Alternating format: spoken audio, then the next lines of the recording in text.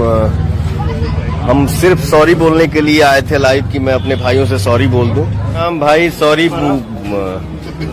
Instagram पे हम live थे तो कट हो गया था, इसके लिए सॉरी। इसके पहले जब हम लाइव थे तो एक लाइन मुझे दिखा वो,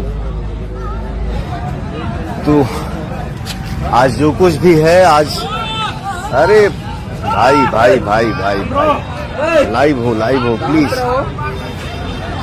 तो दुनिया के किसी भी कोना में हम लोग अभी जा रहे हैं, जाते हैं, घूम के आए, तो ये सब आप सबका आशीर्वाद है। वो क्या है ना, शूटिंग रुका हुआ है तो शॉट लगा है, तो माफी चाहता हूँ ब्रदर, थोड़ा सा शॉट दे दूं। अगर केहू से बातचीत अगर 2 महीना 1 महीना 10 दिन से बातचीत अगर बंद भी हो तो